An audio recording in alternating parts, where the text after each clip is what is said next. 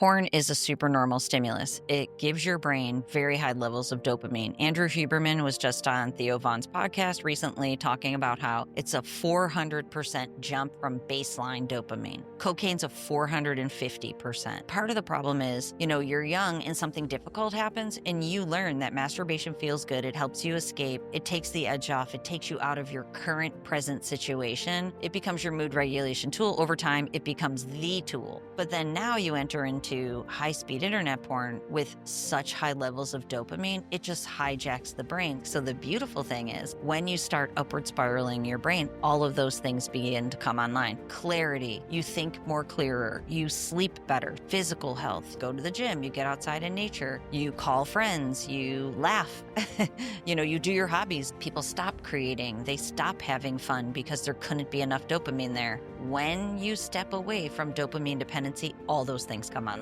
Raw, uncut, and unapologetic. Welcome to Men Talking Mindfulness. What if I told you that nearly 17 million American men start their day by watching porn? Not coffee, not the news, not hitting the gym, instead, porn. And the numbers don't lie, and neither do the consequences. Broken relationships, career sabotage, and brains that are basically being held hostage. So we brought in a brain wizard, Dr. Trish Leigh, world-renowned neuroscientist, and a woman who has already helped thousands of men rewire their brains and reclaim their lives. She says, control your brain or it will control you. Today, we're finding out exactly how to flip that switch. Dr. Trish, Yes. Dr. Leigh, Dr. Trish Leigh, Yeah. welcome to the Yeah, show. exactly. Thank you for coming. Yeah, thank you for having me. I am very Absolutely. glad to be here. Good. Awesome. We're excited to have you.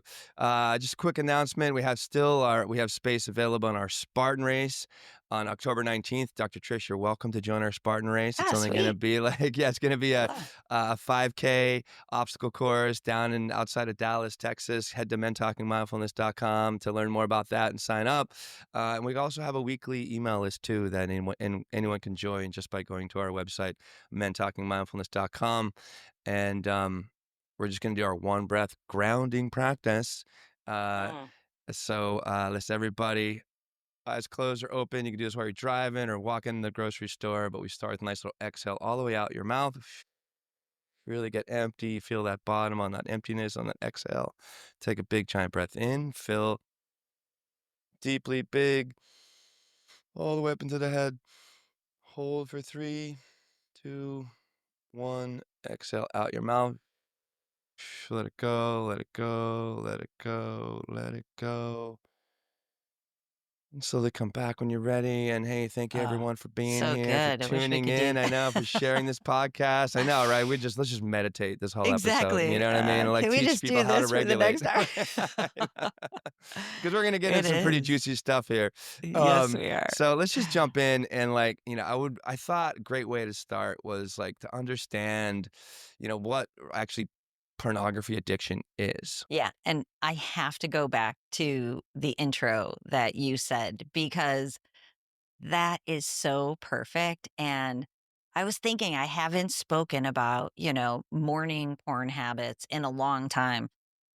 And I promise to use it to answer the question of what's happening in the brain.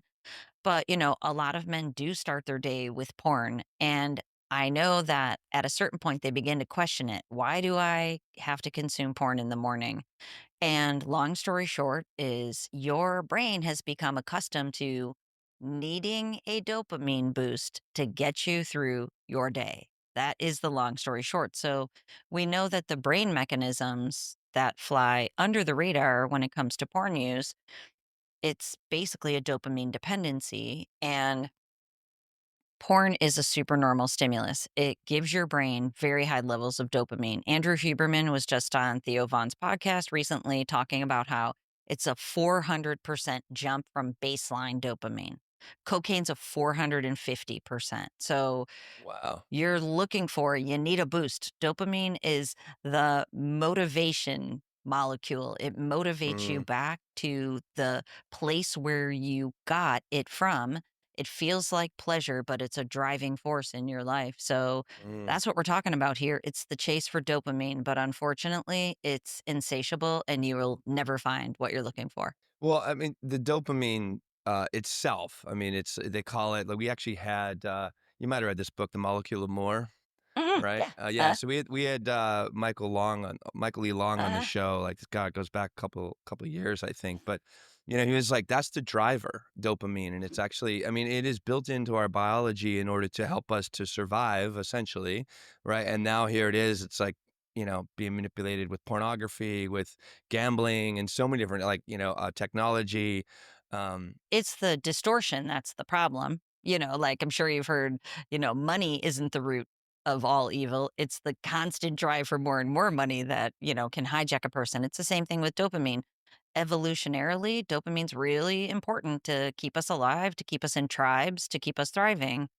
And it's supposed to be linked to our purpose and our livelihood and our life and our relationships and our hobbies, all those things that not only serve us, but also serve humanity. And when it comes to porn and supernormal stimuli, especially those that are digitally driven, which is the largest concern in today's day and age, it gets hijacked and it'll pull a person back into the screen away from their life. Wow, and so it's the dopamine that obviously we keep drives us back to more porn, more clicks, watch another channel, like, and Yeah, and scrolling for more. Yeah. it's more complicated than that, of course. So, from my standpoint, I use something called EEG, electroencephalogram. So, I can see how people's brain perform. And there's underlying patterns that will become also drivers. They're linked to the dopamine and the need for the dopamine, but basically it's stress activation in the brain, a wired and tired brain. So every time you go back to porn, it's actually stressing the brain out. Of course, it feels good then because of the dopamine, but it's putting strain on the system. I call it strained brain just to make it easy to conceptualize. You have a wired and a tired pattern. You're stressed out, anxious, overstimulated, plus fatigued. And that is an underlying driver too, back to the dopamine. So it's caused by the porn cycle, perpetuated by it, and then relieved by it. Talk about your downward spiral. Wow. So it almost like, I mean, yeah, I mean, it's we get that hit, we feel good for a moment, and then we have this massive dump. And I think I actually have a quote here, by Huberman, who you're talking about. The faster the rise in dopamine, the steeper the crash, and the greater the chance of lowering your baseline dopamine level overall or over time. So, and that's that hijacking. It is. And then the lowering in baseline overall is something I call drained brain because basically your arousal becomes your baseline arousal becomes lowered. This is where people will feel depression or general malaise or lack of motivation. Your get up and go, got up and went. And it's because that baseline is lowered. And now you need an extra big hit just to feel okay, to not feel bad, not even to feel good anymore. It's to not feel bad. And that's where the dependency piece comes in, and I see it in people's brains all the time on their QEEG brain maps. Drain brain, it leads to what I call SAD, sexual arousal dysfunction, namely ED, which there's a huge rise, scientific studies show. ED in young men through the roof. Yeah, we're gonna get into that a little bit later. I just want to like cover some like bases here as far as like so, Sure, of but course, like so of course. the dopamine part is obviously a big driver to the addiction of porn. But why is porn itself like so highly addictive? It is a supernormal stimulus. So, I mean, well, let's just go back to sex cells, right? It always has. So, Exactly. Yeah. sex cells, and from an evolutionary perspective, um, speaking of the distortion, I like to use the word distortion because it's a really good word because there's these natural biological processes that are supposed to not only, lock in survival, but allow humanity or an individual to thrive.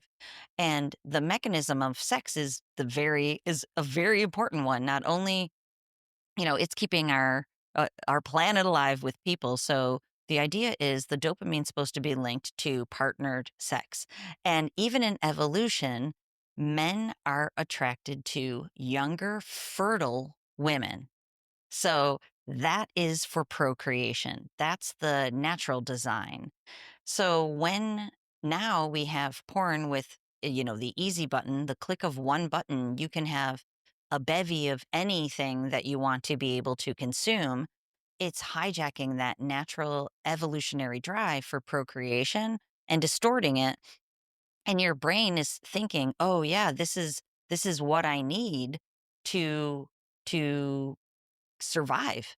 But it's not. It's been distorted and hijacked, and that's the supernormal stimulus.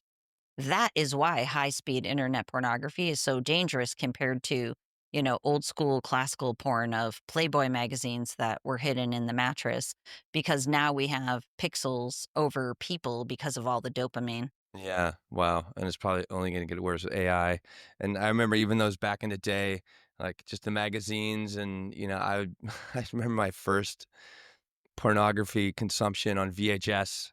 It Mhm, was, like, after mhm. school, and my buddy my buddy Fred, like, my god, I was not even there's, like and, his mom was not coming home till 5, and we throw on some old tape, you know what I mean? We're just like, Uh-huh. "Oh my god," like 14, 15, you know? And it was I Uh, mean, it was wild, but now it's just like, I mean, it's everyone has a phone, oh, yeah, porn everyone in has porn in your multiple pocket. devices. Yeah, porn in Yep, your pocket all the average age time. of exposure is down to 8 years old.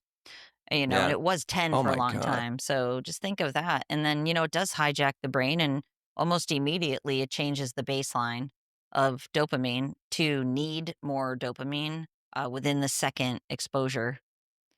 And I absolutely think it's gonna get worse before it gets better. I think AI is one component, but social media and OnlyFans, I think, is actually a larger concern because who knows, like, when AI will hit mass market that it's affecting the masses or the vast majority of people, where the interactional style on social media totally hypersexualized, consumer and consumed, people posting hypersexualized content, mostly young women, to get the likes, external validation, men kind of manipulating women using the likes. We know there's a significant increase in narcissism, even in teenagers, self objectification in young women.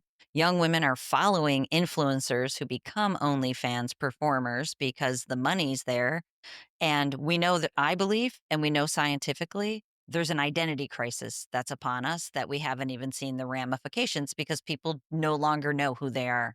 They just Yeah. know where they're Right. getting the likes and what they're going to follow because they're getting the dopamine from that. Yeah, I mean, I feel like so much of our society is, more and more people are searching for the external validation. Whereas, like, what we do with like mental mindfulness and meditation, all these practices, you go within, you discover who you are within, and then and then you can be whoever you want, But it's like, especially at such a young age, which is so disturbing to hear people at eight. I mean, who knows when people just get a phone and social media and have the ability to connect with like millions of people like instantly, and you have such a young brain. I mean, what the brain of an adult isn't fully formed until you're like 26 is when your executive function, right, is fully Yeah, intact or 28 for something like men, 26 tw- yeah. for women. And that's why I always joke with parents that you are your child's frontal lobe until the age of 28.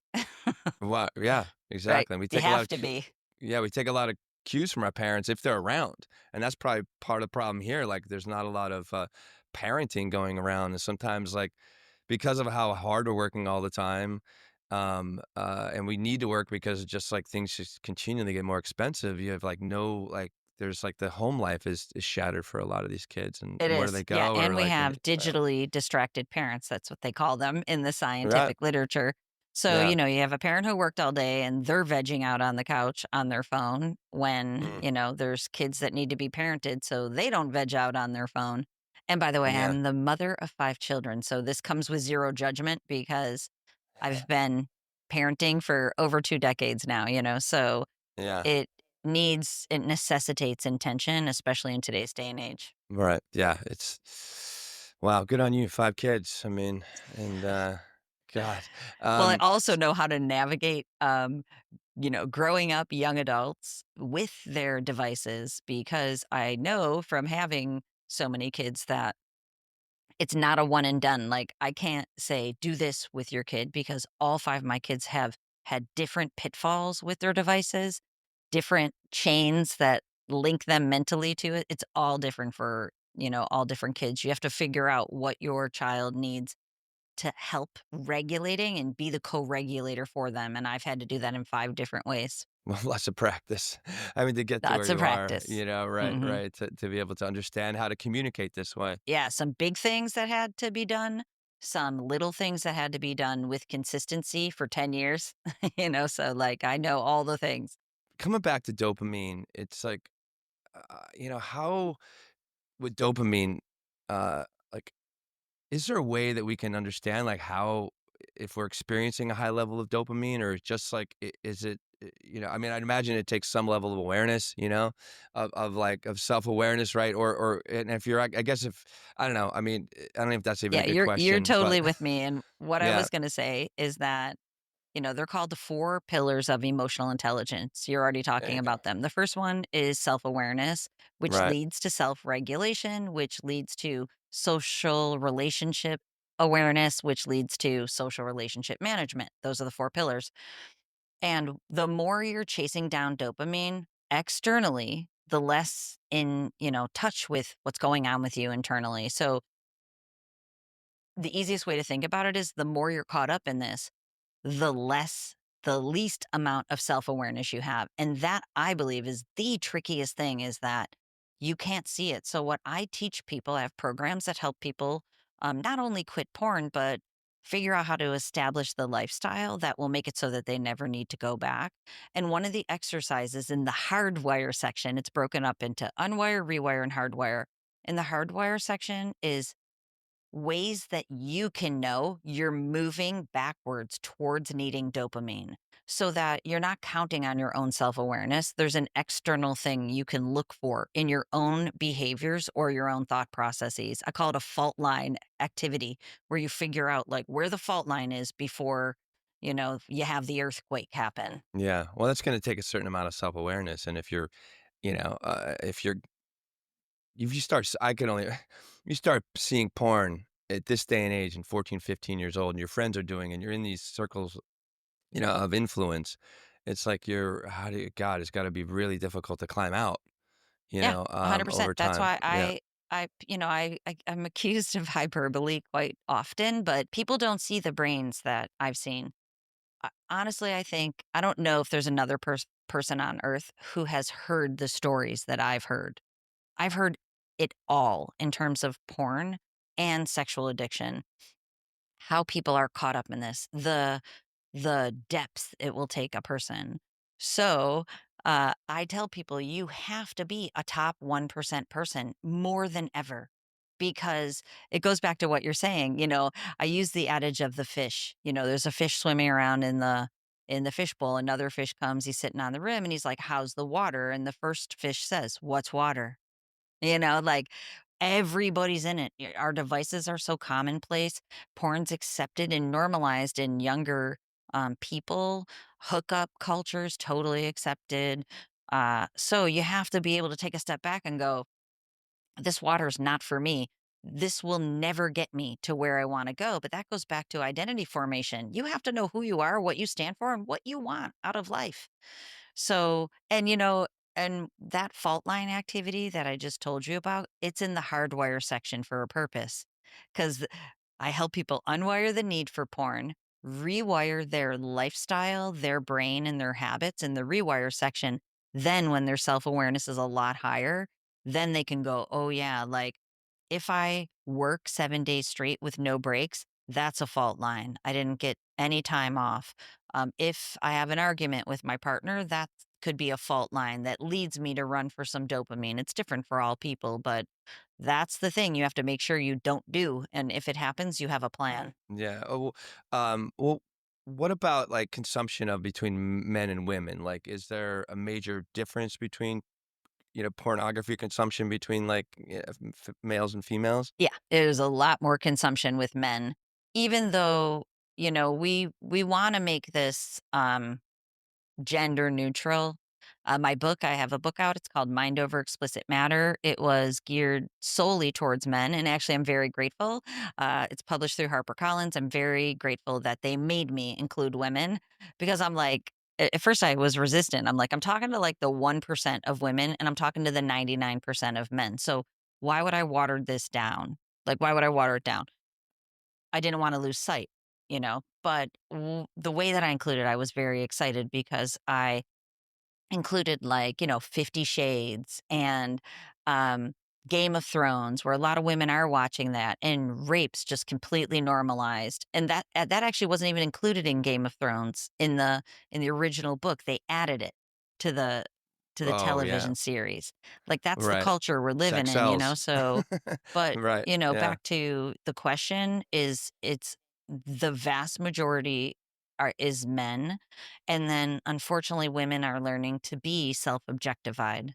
So they're caught Oh up my in it, but God. just in a Yeah. different way as the consumed and men are the consumers. God, that self-objectified is hard to hear, for women. I mean, it's like they're just like feeding Rough, into the and, as problem. the Yeah, mom of really rough. 3 Yeah. girls, I've had Yeah. to, honestly, I have one daughter who, if she ever hears me talk about these things, she'll kill me, but she knows the importance of this. Like, she was caught up in putting hypersexual content on Instagram, and, I told her, "I'm your frontal Mm. lobe, babe, like, either you need to stop doing that or I'll take your phone away." I took her phone away, and she went off the rails, and I'm like, "You can have it back when you're back on the rails." She couldn't get herself on the rails. I canceled her phone number. She freaked out, but she now thanks me for doing that because that part is over. And then I have another daughter who wears giant baggy clothes because she doesn't wanna be Mm. hypersexualized. And Yeah. then I have it's kind of like a Goldilocks, right? And Yeah. if one bed's too hard, one bed's too soft. Then my youngest daughter, probably because we talk about it so much more openly now, she's gorgeous. She's not hypersexualized at all. She's confident. She only uses social media for her purpose and passion. Yeah. Well, Just God, right. it's yeah, yeah. You find, is that one of the That younger ones? that porridge is just right. Yeah. Is that one of your younger daughters? Yeah, it is. Yeah. She's my last. Yeah, exactly. She's my She gets 5th all the child. good parenting from all the It mistakes, is. right? It And really is true, it really is true, but, I feel like yeah, I worked the first 2, through that. They don't, neither of my older daughters exist in that realm anymore, but they did, and, yeah, yeah. Billie Eilish, that's what Billie Eilish says. She wore giant baggy clothes for so long because she didn't want anybody to see her body because she would be criticized or sexualized, Right, and yeah. that's a That's true, valid especially being a public concern, figure like that. Yeah, yeah, I Yeah, agree. it's a And it valid concern, so I get it. mm, I had a daughter who was in that space, so thankfully neither they're out of those spaces. the, But it came through intentional parenting, and it's the yeah. water is supporting all of that, that's the point. Yeah. Yeah, well, that's what I like about having this conversation with you is not just, we're talking about science here. I mean, looking at these brain scans, you can see, when, a porn brain or a not porn brain, a brain that's been, I'd imagine, hijacked on porn for years and years and years or decades versus one that is slowly coming off like years of porn addiction. And you Oh, just yeah, talk about yeah, I like can see it these all. scans. Yeah. Mhm. Like, what is it? I mean, so if someone's like, we're getting into the nitty gritty of like, the approach of like letting go of porn, but just like, what does it take, typically, from what you're doing to get off of porn? Like, if someone's really like, "You know what? This is destroying my life, it's destroying my relationships. It's like, I need to change." Like, where do they begin and what's the process or how long would it take to The easiest way to think of it, I've on my website, I updated my website. I now talk about it as a pleasure pathway reset. And, it's a double entendre. It's the pleasure pathways in your brain, the reward center in the midbrain, and the reward pathways that feed forward to the prefrontal cortex. We know that they are impacted by porn use and that dopamine hijacking. Those pathways literally need to be retrained back to the optimal brain performance pattern. And going back to what we were talking about, if a person's brain is hijacked at the age of 10, we'll just say, they've never developed the healthy, optimal brain pattern. So the people I work with, they feel better and they perform better than ever before, and their minds are blown. And then, of course, we have to also retrain through habit loops the pleasure pathways back into your life. And to me, that's the, I guess, most tragic part is that when you get hooked on all the dopamine from the screen, then your work doesn't do it for you anymore. There's not enough dopamine there. There's not 400%, which there never would have been, but your relationship doesn't do it for you, your partner, and all of these things are supported by science. People stop doing their hobbies. So we need a pleasure pathway reset in both ways, in the brain and in the habits and the lifestyle. It has to be comprehensive. It's not just about giving up porn. It's about not needing dopamine fundamentally at a neurological level. All of my work is measurable too. That's the most fun part of my work, I think, is that I can do a brain map and I can see the baseline performance pattern, but then the program that I offer is 4 months long, not an eternity. Some people think this is going to take an eternity, but I use advanced technology to teach a brain and to retrain it, and then we can see the brain coming online day by day. And within the first month, there tends to be usually a very large shift from where the person was into a new pattern that doesn't need dopamine. And this is where the magic happens with the flywheel and the upward spiral. Yeah. Well, what are some of those outcomes that you do see when people start to reclaim their brain, their time, and their relationships and their career, and actually are a person in the world instead of, I'd imagine, like, thank God I'm not, I'm so happy I'm not addicted to porn, but just waiting for the next fix, like any addiction. Yeah. I talked to a gentleman today, and he's one of thousands of men that I've talked to with a similar story. But, basically, he has sights on when he really downward spiraled. And the reason he had the sights on it is because of the increase in anxiety, feeling depressed, sad, sexual arousal dysfunction, having ED. His partner left him because of all of those things, not able to focus on his work. So his finances are decreasing. So it can permeate every aspect of a person's life. And it's so sneaky. It happens over time, usually a longer time frame. So people don't connect the dots on, all these things that are happening in their life are connected to porn. And that's why I started speaking out about it so that people can go, oh, and then they start connecting the dots, but it permeates every aspect. So the beautiful thing is when you start upward spiraling your brain, all of those things begin to come online. Clarity, you think more clearer, you sleep better. Sleep is trashed by porn. So immediately a person starts sleeping better, makes everything better. Physical health, hit the gym now because you're not in front of your screen for endless hours. You go to the gym, you get outside in nature, you call friends, you laugh, you do your hobbies. I've had so many clients. A question on my intake is, what do you do to have fun? So many people put NA, not applicable. Oh my That's just God. not Right. acceptable to me. I'm like, not Yeah. acceptable. I ask, what do Yeah. you do to be creative? Nothing. I don't know. This Yeah. is Oh because my all the God. dopamine is now in the screen. Yeah. People stop creating, they stop having fun because there couldn't be enough dopamine there. When you Wow. step away from dopamine dependency, all those things come online. Wow. I mean, that's good to hear.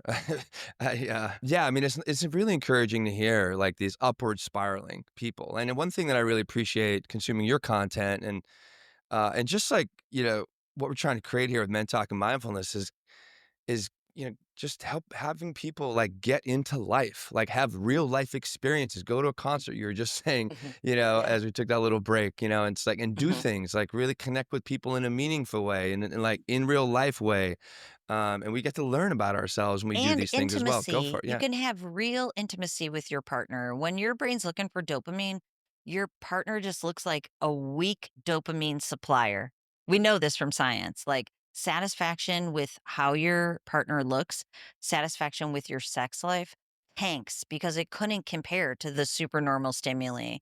But then you guess what you miss out on? You miss out on all the intimacy, being seen by a person who loves you and shows up again to be with you, who wants to be with you for real, not for fake, like that's what is so cool when people go through this journey, they end up getting the relationship that they wanted.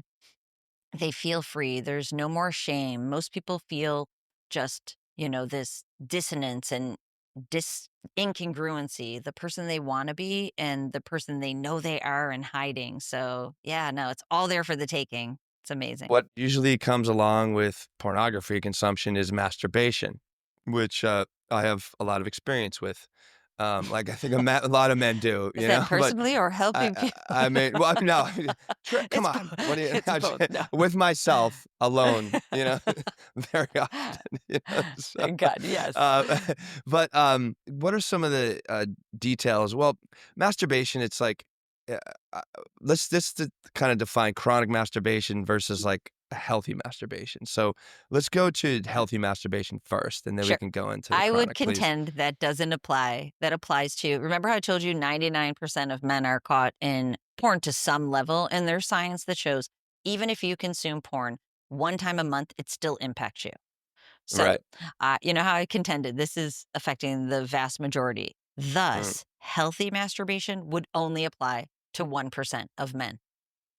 Okay. Because if you're caught up even to a small amount in going to something outside of your internal brain and nervous system to regulate yourself, you're looking for an external source for mood regulation.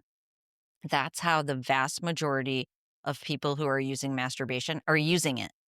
So you go to it to take the edge off, release stress, release boredom, confusion of libido and actual sexual feelings becomes it becomes very skewed. So people think they feel sexual, but they're actually just feeling the call for mood regulation.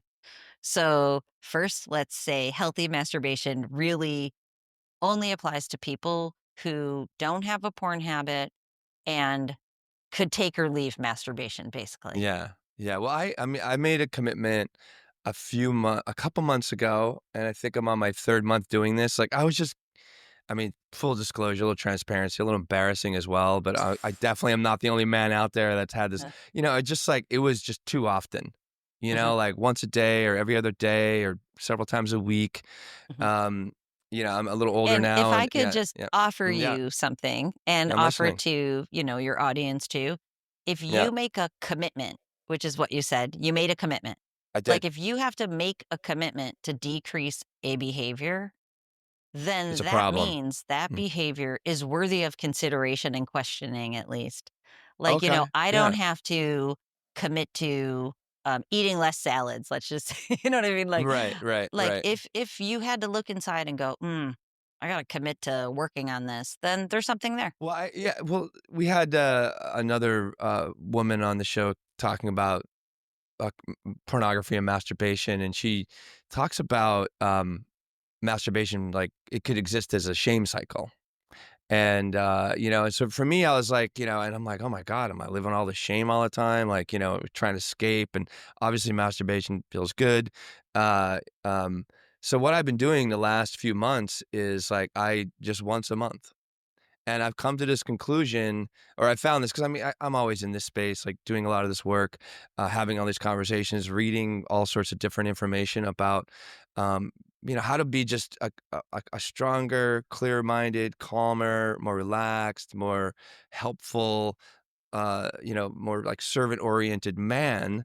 And one of the things that was helpful to me is like, oh, well, I'm going to keep my potency instead of like, orgasming, through masturbation and just kind of releasing my potency.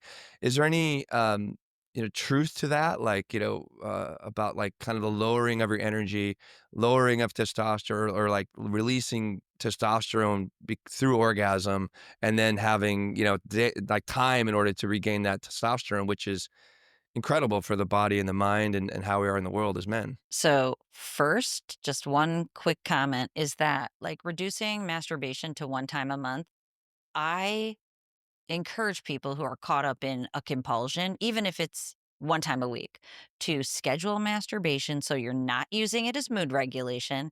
And I call it a masturbation meditation.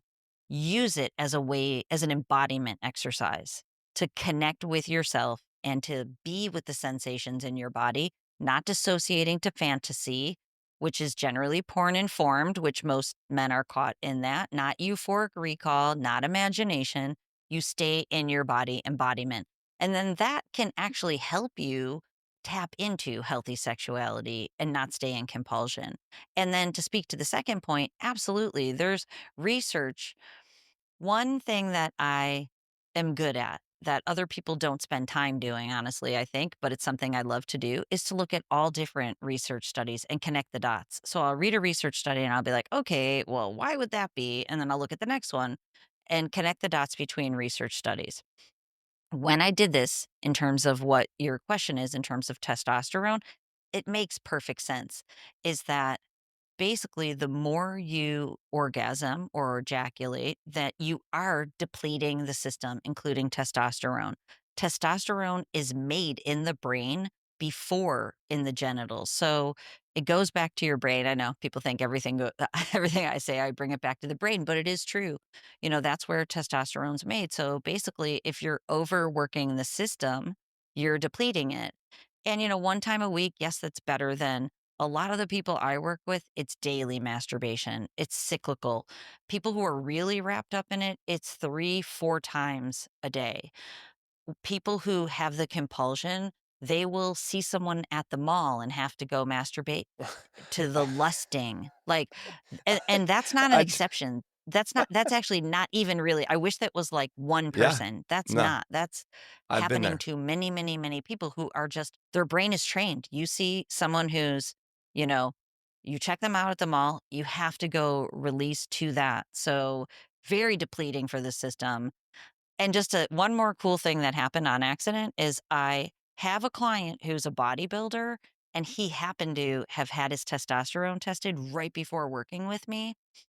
It's a 4-month program. He happened to have his all of his, blood work and hormones and that all checked, happened to at the 4-month mark. And he was in such stronger shape all around, and he could feel it too. He's like, "This is insane." He's like, "I never realized how much it was impacting me." Yeah, and he was, like, probably whacking it for a few few days a week or more or Oh, something like yeah, that, yeah. yeah. I mean, especially someone like a bodybuilder, and this speak to, like, peak performers that don't wanna put substances into their body, so they won't use, illicit drugs, they won't drink a lot of alcohol. Porn is the perfect medicinal for them, but they don't understand, especially someone who, is a high-level physical performer. I work with, a decent amount of high-level athletes, and, the reason that they are with me is because they're depleting their systems in this way. Well, I'd like to get into like the more of the root cause, if you will, of chronic masturbation as well as like pornography. Like, there's got to be some sort of emptiness happening, or, is it is it a shame cycle that's moving through, and like, let's get even down like a deeper level. I mean, it's like getting what is missing in order for this behavior to come forth. Honestly, I think that's more of the egg than the chicken. And I'll tell you why. Because, like, in more classic porn use before high speed internet porn, which we already talked about, before that, in more of a classical condition or addiction, older people, basically 60 and over, they would use masturbation when they were young with Playboy magazines for mood regulation. So part of the problem is this is part of the problem for everybody, but part of the problem is, you're young and something difficult happens and you learn that masturbation feels good. It helps you escape. It takes the edge off. It takes you out of your current present situation. So it becomes a tool to escape when reality gets difficult. So your parents are arguing, you go in your bedroom and masturbate. You don't feel as bad anymore that your parents are arguing. You get bullied at school, it becomes your mood regulation tool. Over time, it becomes the tool. But then now you enter into high speed internet porn with such high levels of dopamine, it just hijacks the brain. So even if there isn't this internal trauma or, really like this need for mood regulation, it's more of a habit loop that's built on very high levels of dopamine from an early age. And then, of course, there's a combined version of that also.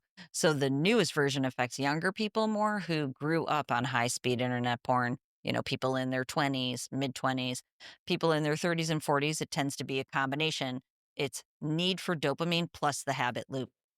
Well, one thing that coming back to that habit loop, especially developing a connection to pornography and masturbation at a young age. It's like, I have a lot of, I've trained in yoga and meditation. And one of the things with meditation that um, is helping us to wake up to are these patterns of behavior. And they call them in Sanskrit, they call them sankara. And sankara is like an agrarian term, which means a rut. And if you just keep, and it's, that's how I used to plant seeds. They have like, they would plow the field and they would, but these sankara, if you keep running over that same rut over and over and over again, it just gets more calcified, more cemented, and it's really tough to pull out of them. And this is like I can imagine why, especially at a young age, you're developing a habit of like whatever. It's like you had this one trigger that happened, and all this kind of feels good in some ways, and it definitely is a way to escape. Um, but then to pull yourself out of that could be very, very challenging. And in the brain, speaking of calcification, there is a transcription factor. It's called delta phos B. And I always refer to it as kind of like cement that's being laid on the neural pathways. So the more you traverse these neural pathways, it's exactly what you just said, but from a neurological standpoint, you're traversing these pathways over and over and over and over, and then you're not traversing the other ones that would lead you to pleasure, the happiness trifecta: pleasure from dopamine, lower levels, serotonin for joy, and oxytocin for connection. If you don't do those things, then you're not using those neural pathways. And that's why I said, like, this is also sneaky because that shift kind of happens over time. There was a young person and who used to love soccer, but then he found porn and masturbation. So he's still playing soccer, but he's, masturbating to porn. And then before you know it, he hasn't played soccer. That's why I ask people the question, what do you do to be creative? What are your hobbies? And then when I meet them, I say, okay, you love hockey. When's the last time you played hockey? And this is the response 9 out of 10 times. 10 years ago, people stop doing the hobbies because the dopamine's not there. So all of this works together. Unfortunately, it's very complex. Porn addiction and sex addiction, very complex. Like, to me, when I first figured out the complexity, it was mind boggling to me. There's so many layers, and, like, you're talking about the layer of shame, just to get back to that, there is a shame layer. There is, for sure. And for some people, shame is the catalyst or the chicken. For most people in today's day and age, it's the egg, that you're caught up in this cycle, and the cycle's getting worse, and maybe you're not aware of it, or maybe you are, but you can't help it anymore. And then there's so much shame where you wanna go to your kids', soccer game, but you pass on it because you can be at home alone, and now you're missing out on that because the need for dopamine overrides that joy you would have had in the world. That's the shame. The shame is, and then most of this is secretive. People aren't sharing this with their partners. So, you're sharing about That's another thing. masturbation here. Yeah. So, that's open, but most people aren't. Yeah. They're keeping all of this hidden. And I always call that Dr. Jekyll and Mr. Hyde. They go out in the world and they look super shiny, but that dissonance inside where they know they have a need. They have a need that needs a fix, and they've got to get their fix, and that does not compute, and they do not like that. And at a certain point, like you said, there's a wake up call where they go, and usually that wake up call is something, it's a moment that happened, not just another time of consuming porn. And it's usually ED these days, a 20-year-old with ED. And then he hears me say it's from porn and wake up. I've got ED at the age of 20 because I've been watching porn for 10 years. Well, let's dive into that, or dive into that erectile dysfunction piece, like um, about how it kind of happens. I mean, it is the over sexualization. It is the massive amount of dopamine that you're used to, during sexual experiences, through pornography, or even in imagination. And then you're in real life and things aren't happening, the same way that you wanted them to within a particular sexual experience. So, how does this lead and contribute to ED? And then, yeah, please, and we can keep going down that path. Yeah, baseline arousal is shifted, like we've talked about, and the brain now needs 400% dopamine. And even before Andrew Huberman talked about that, what I have been saying is that when you have healthy baseline arousal, we'll call it a level 5. Like, you're sitting on the couch, you're just chilling, you feel calm, you feel totally alert, you're not tired, you're not stressed. Baseline arousal 5. We've already established most people are wired and tired. Wired and tired is your nervous system's at a 9 in terms of stress, and you're exhausted. You're at a 2. But unfortunately, 9 and 2 don't like add up to 7. What they add up is to, I call it the pendulum effect. You're out in the extremes, which you're very far away from 5. If you keep hitting the easy button of porn, you flood your brain with dopamine. It desensitizes the dopamine receptors in the brain. They no longer light up like they used to. So that level 5 isn't 5 anymore. It's completely dulled. It's down at 2. So then now you're really far away. And so you're no longer at a 5, which would have been healthy arousal, and your partner comes along and your brain's used to, just the healthy levels of dopamine, where you go from a 5 up to an 8. Or I always joke, 8 or a 9 on a good day, right? If your partner's not mad at you and your 5 kids aren't around and your dog's not barking and you don't have to be to work in 39 minutes, you go from a 5 to an 8 or a 9 so you can have a nice, engaging sexual experience with your human partner. But now your brain needs a 15 or a 20, depending upon the level of intensity of the porn you've been consuming. And we know there's tolerance building and escalation. So usually a porn habit over time goes from a level 11, 12, 13, 14, 15. You'll need more and more and more. And that's the danger of high speed internet porn. It's all there.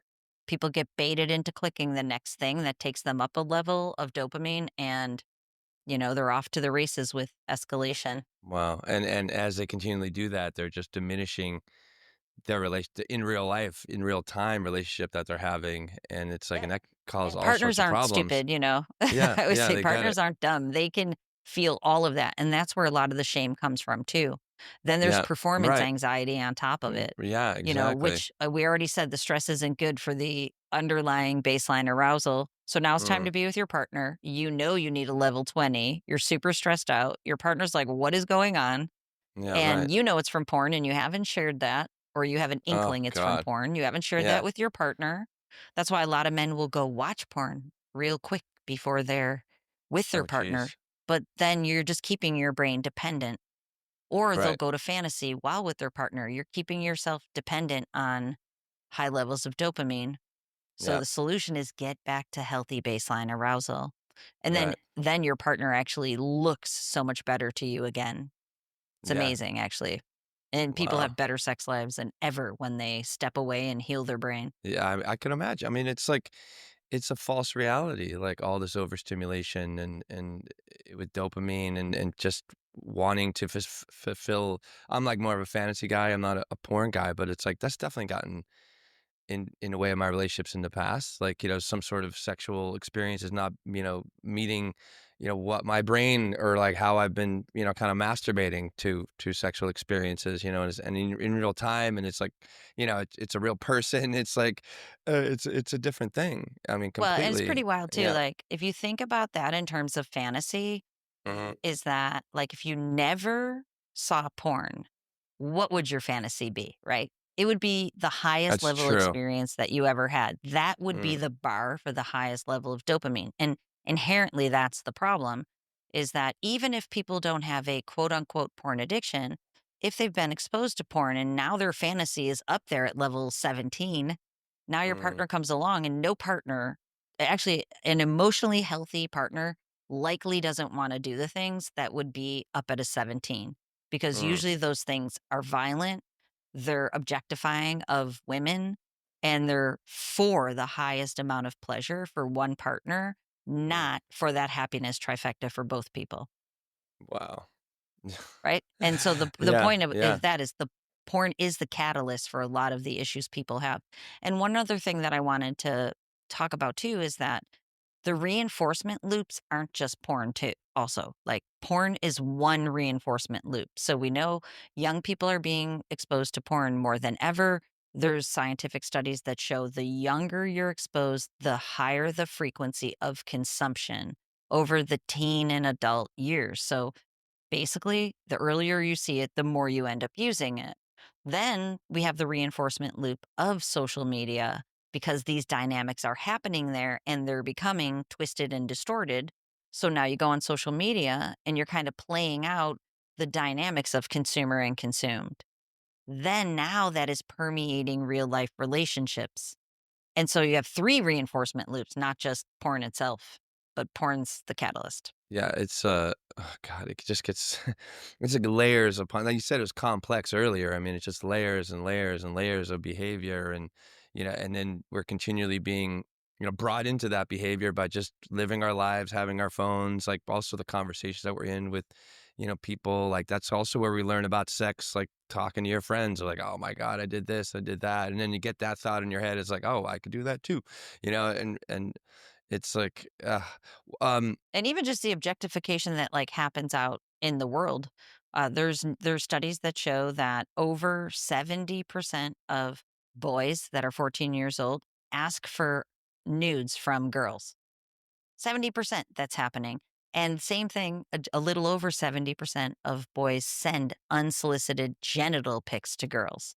Like, these are the dynamics that are happening all over the place now, all, being facilitated by digital devices.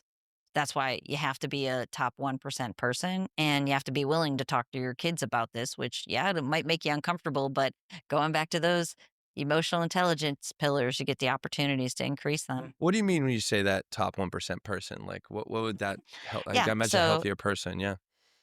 but I love this too. So, going back to the evolutionary aspect, I started saying this on accident. I'm sure it's because I had all this research in my mind. Going back to Darwin, Darwin studies show that in pair bonded creatures, which we are, humans are, that the top level females would select the top level males. And it's like this in a lot of pair bonded animals, which would leave the lower tiered men to be selected by the lower tier females. Cool, right? So, like, if you want an awesome partner and you want to create this amazing, relationship, you have to be a top level partner to be selected by, said top level women. Because men say to me all the time, like, and in comments, usually I know they're very wounded men, but they're kind of hating on me. Like, you just say that because you have a partner. I don't have a partner. I'm like, if you want a partner, you've got to be a partner that somebody wants to be with. And we know this from new studies that, masculine vitality is at risk of being destroyed by everything that we're talking about here. Less men than ever are getting into college and out. More women are graduating. For the first time ever in history, the younger generation's worse off in physical and mental health. First time ever, right? It's been getting better and better and better. And now with devices, it's getting worse.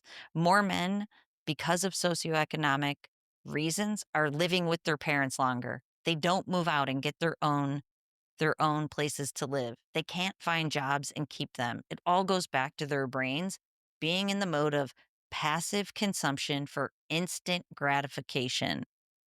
All the things I just named, they require perseverance, persistence, delayed gratification, which that's not what high levels of dopamine aren't over there.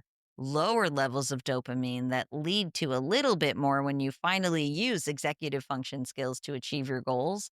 That's what brains need to be retrained to do. So back to the question of top 1%, a top 1% person has to say, I'm not going to use porn. I'm not going to masturbate. What I'm going to do is find a partner and create an awesome sex life with that person. And, I'm not I'm not anti-sex at all. I tell people get a partner and, agree to what's fun for both of you and get it going as much as possible if you want. That's what a top 1% person is. Yeah. Figure out who you are. What do you care about? There you go. What do you want to Yeah. do? What do you want to add to the world? Go do it. Have Yeah. the courage to do it, even if your mom, your cousin, and your brother think you're crazy. Do it anyway. Right. Yeah. Well, I think it's like part of getting onto that 1% path is like, I mean, coming back to what I said earlier is getting control of your brain. Mhm. You know what I mean? Yeah, Like, and you it's, do. right. And if you're not in control of your brain, then everything else is, and you're going to be easily manipulated, easily just doing things that you don't necessarily, you don't know why you're doing them. You're just like everyone's doing them because you don't really have that like, who am I? And I mean, that's a deep question for everyone to answer. But it's like, I mean, it's worth, asking that question, getting to those answers, and then really not just in the mind, but discovering who you are in real time with real people, real circumstances. And it's like, and that's when you begin to develop the confidence. That's when get to know, deeper who you are, because it's a nonstop process. I think that people, they just think it's a goal or just like, oh, well, I'll do that one, whatever. Whereas like it could start right now. Yeah. What are some And, ways that, yeah, go ahead. and, Yeah, I'm and listening. going back to just for one second, going back to Yeah. yoga and meditation, even my work with neuroregulation, most people don't have any quiet space to even like ask that question and contemplate it. There's Right. no quiet. There's no Yeah. quiet. Everybody's passively consuming. They're producing, they're at work, they're at school. Then they come home and they just passively consumed. All noise. And getting quiet, that's the first step in being able to have that thought. Oh, I like pottery. Maybe I'll take a pottery class. But what happens is you're on, whatever social media and you see 27 things and you've got this distracted brain. The quiet is important to begin the journey. Yeah, one thing, and let me know if you agree, like one thing that I teach with the men I work with and, through courses that we have here, it's like how start your day on your terms. Get up, like, have like create a little morning ritual, even if it's just 20 minutes, because then you just continually constitute a new reference point and be like, "Oh, wait, like I can control my energy. I can control my time. I can control my mind." And then it just slowly leads to builds a little bit more, and it's just like, "Oh, I mean, it's I important." I talk mean, because about yeah, onus of control all the time, agency, and I yes, have the yes, most beautiful morning routine that I've had for so long that yeah, I will never give up. And even like on the busiest of days, I'll preserve it. And now I do it for a pretty long time, but yeah. it's the way that I start my day, just What do you completely got? What do you got? You grounded. show me yours, I'll show you mine. Go ahead. Yeah, yeah, yeah, What do you yeah. got? What do you do? What's your morning Yeah, routine? well, usually what I do is I read. I sit in quiet. My husband will sit next to me. I look at him like, I don't know what you're doing there, man, but don't talk. Yeah, yeah, Because right. I talk all day long. All So right, I right. will as when it's not 100 degrees out, I go outside, like outside on my back porch. I have a hummingbird feeder. There's 3 hummingbirds at it. Like it is so cool watching hummingbirds dive bomb each other while I read, and I just sit there too. Like I will literally just sit there and I will have thoughts. And then I always have a journal and sometimes I have a napkin. I'll make coffee and I'll write on the napkin when thoughts come to me and then I'll just sit again. I don't chew on that thought. I just write them down to think about it later. And before you know it, like an hour's passed. It's wonderful. And then I'll start to focus. I don't check my phone. There's days I don't even check my phone. I haven't checked email today. I will not check email until like one deliberate time in the day to see if there's anything I need to catch up on. I have no notifications on. Uh, it's just I have my calendar is in Google Calendar. I follow my appointments. I have break times that are set in so that I know when I have a break. I'm never trying to squeeze something in. That's what regulation is. And then to talk about the onus of control on the days that feel like they're getting away from me, I will just go sit on my front porch for 5 minutes. Like, Yeah, right. I Get live a busy still. life, I've got a lot of kids, I'm Yeah. like, "But this is my life, I'm creating it." At any given Mm. time, I can shut any of it down, but I Mm. definitely can take a 5-minute break. Yeah, I think it's important for people to realize like there's a big difference between reactivity and responsibility and responsiveness. And another thing that we have a meditation course that actually we're gonna put out there in October again. Like we've done 4 different teams of meditators that come through our course over some 9-week live course, and it's been great and very helpful for mostly men that have gone through the course. And one of the ways that I get them into the conversation of how meditation can help them is getting, if we're waking up and, immediately connecting with our phone and checking our email or checking social media or maybe doing some porn like 17 million men are doing every morning. It's like, and we're always in this space of doing, or maybe you get up and you work out and you go running or something like that. It's like, what's in the non-doing space? Yeah, Life definitely, is in and opposition. Yeah, yeah. yeah, and my husband said it the other morning, he's like, "I can't wait to," because 'cause we're doing some cleansing and things like that. We work out almost every day, but he's starting a new thing. So he goes, "I can't wait to wake up and hit the ground running." He's like, "Right now I'm sitting here with you, but I wish I was already out for a run." And I said, "I would suggest that's not how the healthiest brain performance would be." And he's looking at me, because I'm like, easing into your day is healthy circadian rhythms. If you hit the ground running, you likely were running too hot throughout the sleep cycle. Like that's, easing in and having that quiet time. We know from meditation studies that, in those early hours of the morning, that is the time for creativity. So the way I've structured my schedule is that I have my morning routine, which I do meditate in that time frame too, is that, and that's why, well, just to speak to that for 1 second, like when you do a one breath grounding, once you experience the practice of meditation, you can feel the downshift in one breath.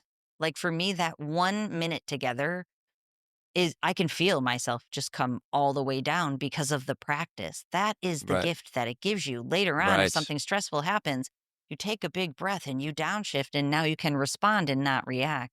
Like it's Right. such a gift. Yeah.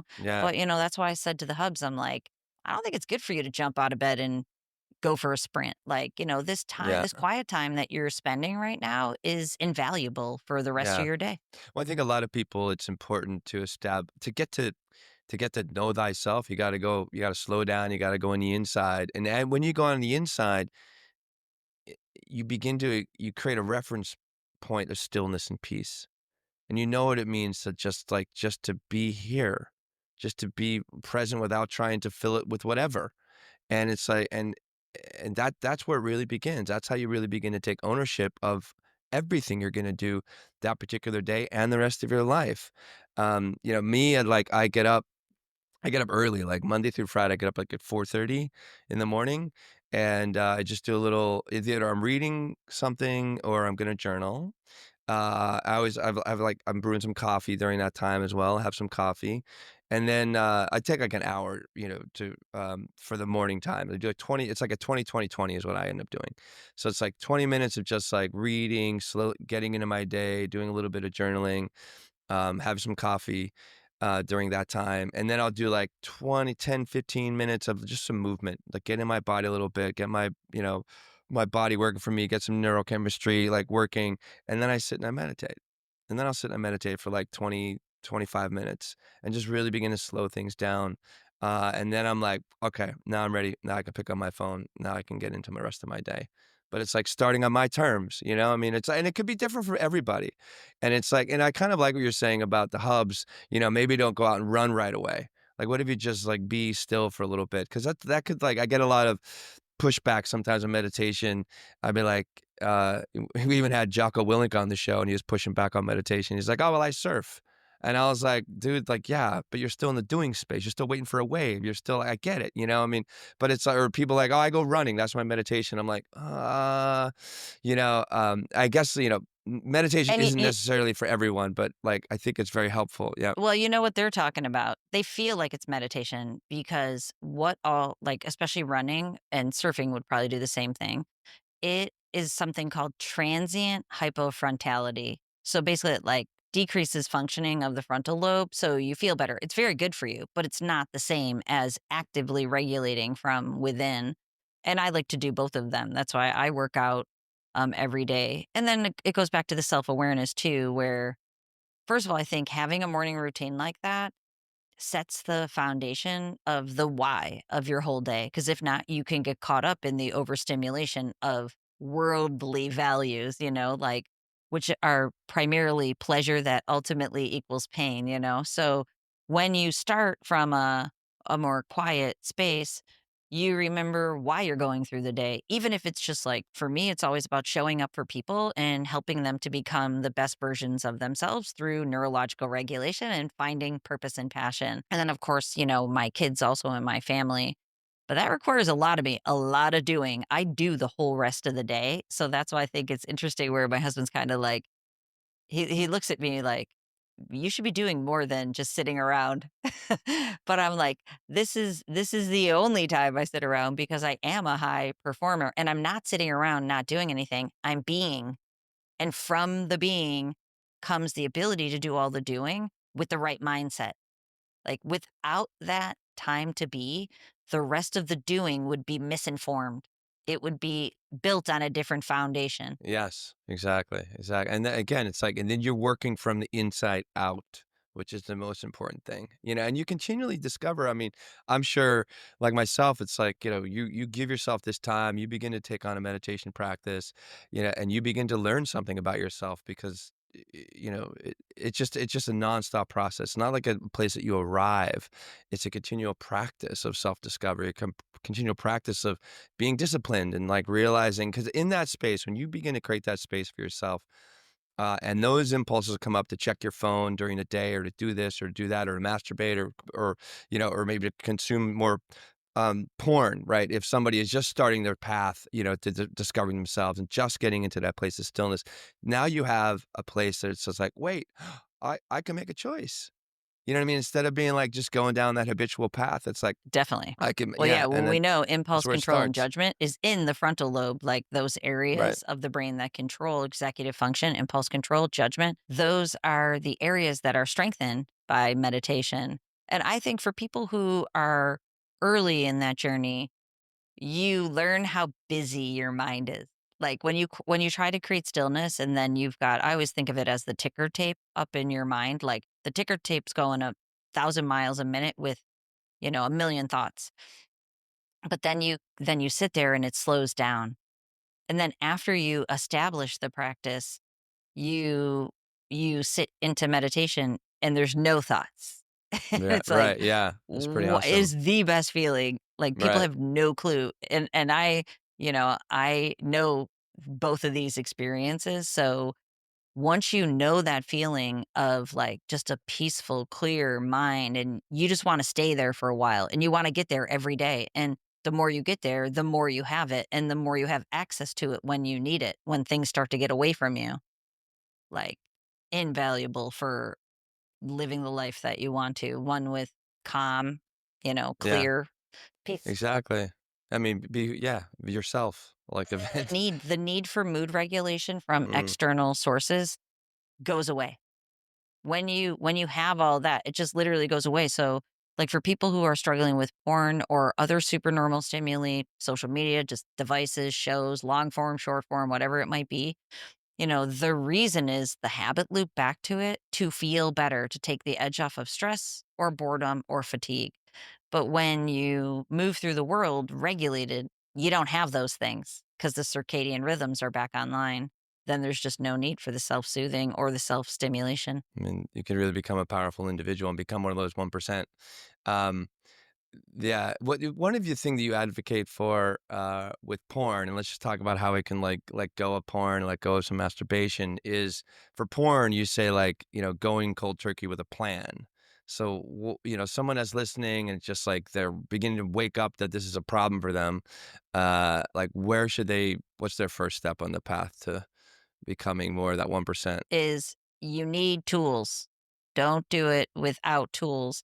Uh, this is not the promo part for my book, but my book's a great resource because the reason I was so excited to get the book contract for that book was everything's in there that a person needs to plan for. So like, you have to know what your triggers are. You have to have a pivot plan for that early on.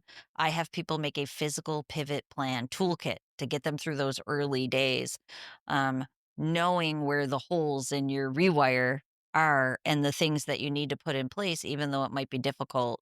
When people work with me, we do use advanced technology. And I think that's a game changer because now we're regulating your brain every day with tech in a really powerful way, which makes it so you can use new behaviors and you can challenge your old thought systems and start having new thoughts. Like, the plan is making sure you have all the tools and the support that you need. Recognizing this is a dopamine dependency. It's like a drug addiction. It's internalized. So a heroin addict would never go, I'm going to stop, using heroin. I'm just going to do it. But when we say porn, it just seems like, oh, that just should be simple.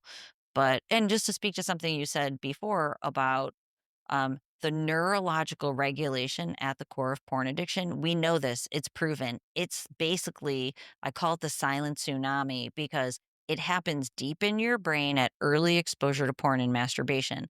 And then that crack is getting larger and larger with, continued exposure and use.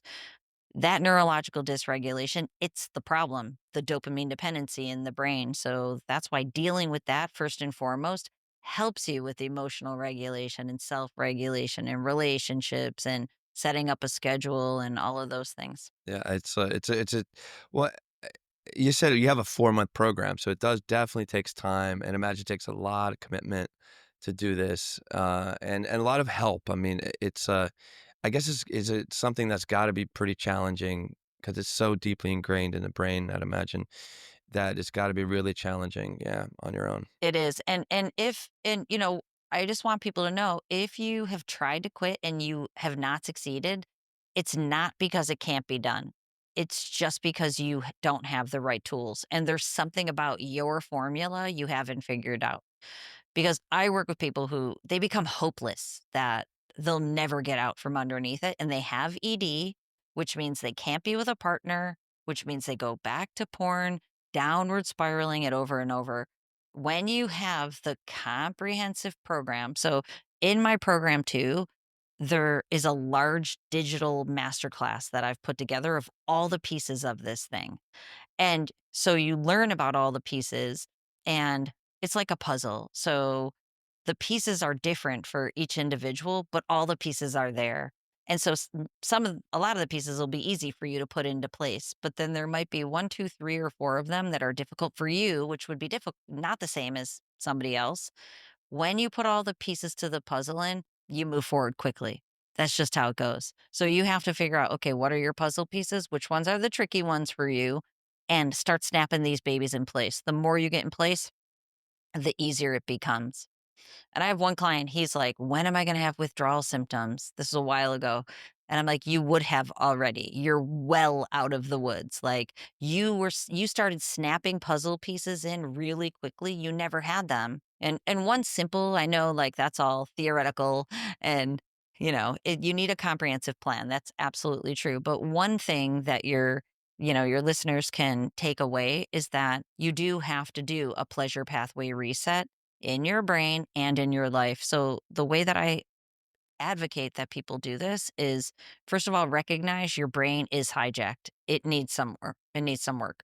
But secondarily, if you're going to leave the digital dopamine stacking in your real life is really important. Many men go on a dopamine detox, and you do need to detox the digital dopamine, but remember, that's at 400%. So you need to try to get as much dopamine from your life. Do the hobbies that you love, like your life depends on it. Call friends, get date nights going with your partner.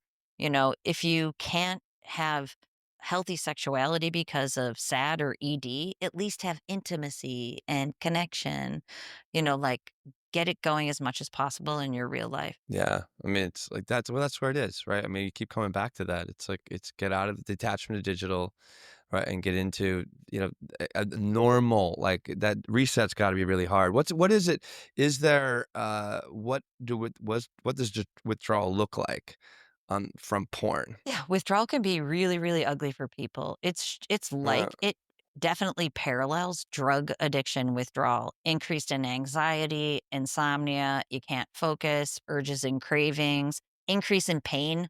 Uh, Porn actually releases opioids within the brain and the system, so there's pain reduction that comes along with it. So it can lead to significant mental and physical health issues. People feel physically sick and they feel like they can't do anything, and all they need is a hit of dopamine. Unless, you really get to work on getting dopamine from your life. Another thing I encourage people to do, because I'm a realist, is that, don't watch porn, but get a show that's motivational, that's slower, that you can start putting in your mind that you wanna go back and watch it, because if you go 1 degree off of porn or hypersexual content to healthier online content, a show, not like scrolling and seeking, because that's a dopamine behavior, that can be an easy way for people, like, in the evening, you start, watching a show that you like, and now you're doing that instead of watching porn. That's part of the comprehensive plan. yeah, well, that makes a lot of sense because you're not is not that quick fix like every 15 seconds. So, when you're watching an episodic show, it's like it has like a beginning, middle, and end. It slowly begins to build. It requires patience. You know what I mean? It requires right presence and listening, instead of just like what's next, what's next, what's next. Yeah, and if you're uncomfortable with it, recognize that's part of it, but, usually people get to the other side of that within a few days or a week, and that's the unwiring. That's why I break it up into unwire, rewire, and hardwire. The unwiring part can be tricky. That's the idea with the pivot plan toolkit. The pivot plan is if you have an urge or a craving, you have to pivot and change your mental and physical space. The more you do that, the better off you are, and the more dopamine you can get from the thing you go do. So if you love basketball, you have an urge to go play basketball, and if you Yeah, don't have like have healthy basketball, you don't. outlets. Healthy Mhm. outlets, Outlet. I'd imagine, Mhm. right, yeah, exactly, and identify those, it's like it doesn't have to be basketball or pottery like you mentioned earlier, it could be something else, but go do those things and, Mhm. like and Mhm. rewire your brain. Uh, Yeah, and that's why in the end people end up with the lifestyle they've always wanted because they've established their hobbies.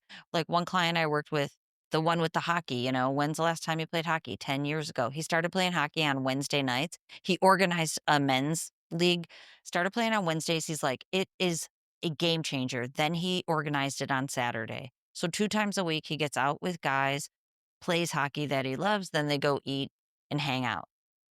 Like, now he's got the lifestyle that he wanted. Instead of being chained to his computer or his phone, he's out with friends having fun. Same thing with his relationship with his kids. He started doubling down on, like, creating what he wanted from all of these things in his life. yeah, I mean, it's very encouraging, and it's all possible, it's just you gotta take that first step, you have to have the willingness, and you have to keep showing up. Yeah, and that's the thriving piece. Like, when you're caught in a porn addiction or a screen, and I don't even love the word addiction because that doesn't resonate for most people. That's why compulsion is a powerful word because people do feel compelled to go back. Like, if you're caught up in that, you're caught in survival mode. That's what it is. Like, we know that when you escape into the screen, the escaping is a freeze response. So you have a fight or flight response and then a freeze. That's survival mode. It's the opposite of thriving. I want every person out there to get into thrive mode and not be in survival mode. Thrive mode is you're living your best life. You're a top 1% person. It doesn't have to look like anybody else's life, but you're happy and you feel calm and peaceful. Just a couple more questions, and thank you so much for all this. This has been just a wonderful discussion. Ah, But I great. wanted to Thank you. get back, like, to the maladaptive, like, chronic masturbation patterns in young this is for fathers out there, like, so we have a lot of fathers that listen, and, so if they have a son that's, 12, 13, 14, becoming of age, getting that testosterone rush, and, like, all of a sudden becoming interested in themselves in a new way, how do they avoid this slippery slope of masturbation turning into something that's chronic versus something that, could be I mean, Mhm. it's natural. I mean, it is natural to masturbate, right? I mean, it's like, Well, I I mean, would contend it seems natural, but maybe it's not so natural. And I'll tell you why. yeah, let me just say I mean, I just remember like, God, I was like, it was like when I hit 14, so I could not get off my penis. Sometimes it was just like, it was just, right. It was exciting. It was fun. It felt good. Yeah. Having sexual urges at the time when sexuality becomes a thing in your body, like that is normal or healthy, right? Like that is real. But what you do with that is that's the next step. So, first to answer, okay, what do dads do when this is happening? This is going to be the most terrifying thing that I tell you. Are you ready for it? I'm ready. Communication. Right. Yeah. Yeah. Yeah. I Like remember that with my talking dad. about this stuff, Yeah. like my parents couldn't talk about anything. So Mine a either. gift of this whole part of my work has been I'm constantly talking about this stuff with my kids now and not telling them what to do, but just presenting like some of these thoughts. My husband still gives me the look when I say masturbation in front of all the kids, but I'm like, it's normalized to talk about it. Nobody freaks out anymore, where that would have been different years ago. But the idea is like, okay, sexuality is a thing. And this has changed my parenting a lot because now I want my kids to have healthy sexuality with a partner. I think if my work didn't pivot into porn, I probably would have been more like my parents, like steering my kids away from wanting to build healthy intimacy that leads towards healthy sexuality. You know what I mean? So, but the idea with masturbation is it is mostly used for mood regulation, not sexual exploration. That's it generally is you figure it out, it feels good, it becomes the way for you to feel good. That's the danger with it. It doesn't become about sexuality at all. It becomes your escape to feel good. So back to the like, isn't it normal? It is normal because this is what's happening for most people. But I try to teach my kids when you feel mad, be mad. When you feel sad, be sad. When we have a problem, we talk about it. None of us are going to die. Conflict doesn't kill anybody. It can be healthy if it's handled in a healthy way. So, teaching your child to approach and engage instead of escape, that's the strategy. Teaching them how to build healthy sexuality towards being with a partner eventually someday, and that you're not going to die if you don't have that happen in the next 4 weeks when you're 14. you know, like it's delayed gratification, not this instant gratification of feeling good without having to work for the intimacy piece. Yeah, well, I think one of the things that works against us as men is like we had Dr. Carol Hooven on the show. She wrote the book of T, or T, the story of T, testosterone. And it's like it's like incredible. Like dopamine is obviously one thing, but testosterone is another. And as a man, it's like I mean, it was really comforting. I got to say to hear Dr. Hooven, all the research that she put into this book and she talks about women that are transitioning to men in one little piece of the book, and they get high levels of testosterone when they start to really go down this transition process. And this like soon to be or this transgender man, she was like, "Oh my God, like, I cannot believe, like, with all this testosterone in my bloodstream," I was like, "I can't believe how many boobs I was looking at, how many butts I was looking at." I mean, because it's there is a testosterone influence here for men. I mean, it's like and sometimes it's just like I so and even as you get older, like, I'm 52 now, and it's still very real, because I mean, I live in New York, and there's so many beautiful women here, and it's like, oh my I'm not like I'm masturbating in the bathrooms in the subway, just to, but it's like, yeah, what about that? I mean, because it definitely, I mean, you're a woman, obviously. I'm a man. Like, you have like 1/10 of the level of testosterone than we do, It's and also about our, it's yeah, about God, channeling it and harnessing it, right? there you go, Like, yeah, that's what we're talking about. That's what regulation is. right. My son just got new Crocs and with the letters on it, and they currently read, "I heart boobs forever." There He's you go, 21. He's yeah, right. 21. There you go, right, So, like, there's no shame in that. I'm like, "You right. gotta be kidding me right now." But, like, it is about and he works out like a fiend, not to an unhealthy level, not gym is life kind of thing. Well, he said the other day, he's like, "Mom, I enjoy my life and then I go to the gym." So, like, there's these healthy channels for increases in testosterone. And again, we've had lots of conversations about it. And obviously, I don't take myself too seriously about it either because, you can have funny crocs and no big deal. But, it's about building intimacy. He had a girlfriend and then now they broke up, but he's always putting himself in a position where he can meet new people to find a new partner. Like super cool, just a lid on it's not the difference is about healthy sexuality and hypersexuality. So hypersexuality is you're walking down the street in New York and you can't not look at everybody. And most of the people I talk with, they're in that place. Like they when they look at someone, they can't stop looking. That's a dopamine dependency. That's not testosterone driven. Testosterone is, yes, there's beautiful people around you and there's a mating instinct, but there also is a pair bonding instinct to go back to, you want your pair bonding instinct to trump your mating instinct. And, the research on the mating instinct is I'm sure you've probably heard of it, the research study with rats where they would copulate with a partner, but then when a new partner came in, they would have sex with that new rat because novelty was the driver, not the pair bonding. So, again, it goes back to like, what's your goal in life? If you want to find true intimacy, a pair bonded relationship, which humans do usually, build a tribe and all of that, you have to channel that testosterone in that direction, and it requires regulation. That regulation makes you a top 1% person, you know? Right, right, right. And it takes And then work to all get the there. things you do are leading you towards your goal or away. That's the truth of it. So if you Mm. go on porn, it's leading you away. It is creating more hypersexuality, taking your testosterone and making it want to go in that direction. More lusting, more dopamine, insatiable. So balancing healthy dopamine, like you go for dinner with your friends, food's dopamine producing, friends are dopamine producing, laughter is like that's how you get healthy dopamine fixes, which allow you to have more balanced hormones. It's when your hormones get out of balance that it becomes an issue. Healthy hormones can be channeled. Wow. Get back to a healthy dopamine baseline is like a big part of the message that we're here and get out in your life. And just to speak to partnerships for a minute too, is that can be a big problem because, there is a testosterone piece, but you have to recognize if your brain and your mind are in a hypersexual space or a healthy sexuality space from a man's perspective.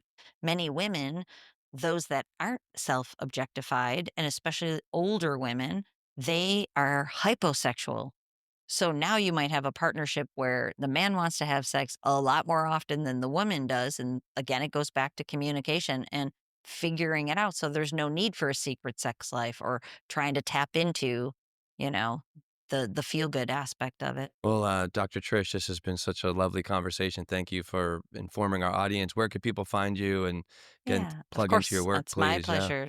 Mm. Yeah, it's my pleasure to be here. I'm on a mission to help people, and I can be found at drtrishleigh.com, and that's kind of a hub that has pathways to everything in my space that people might need. I have a YouTube channel. It has over I think now 2,000 videos helping people on their porn addiction recovery journey. I work with partners. I have a website that you can also access from there, Sanity After Betrayal. Women, the betrayal tends to be self betrayal because they know they're in a situation where their partner is their betrayal trauma is real. So I work with partners. My goal there is to help people get strong, everybody, so that they can be in a relationship that serves them. So all paths lead, from drtrishleigh.com. That's what we got. Thank you. This has been a wonderful conversation. And Thank you everyone for out there having me. listening, yeah, no, my God, my pleasure. And please, hey, leave a review, share this with your friends out there. This is is really important work that Dr. Trish is doing, and this could, is only seems to be getting worse. And this is a way to heal, yourself and start living the life that you want, like we were talking about, and go out and get it. So, thank you Absolutely. once Go get it. again, Let's and go. yeah, awesome. Yeah. Peace, everybody. Thank Thanks for you. showing up. Yeah, thank you. Okay, bye. Thank you for joining us today. We hope you walk away with some new tools and insights to guide you on your life journey. New episodes are being published every week, so please join us again for some meaningful discussion. For more information, please check out mentalkingmindfulness.com.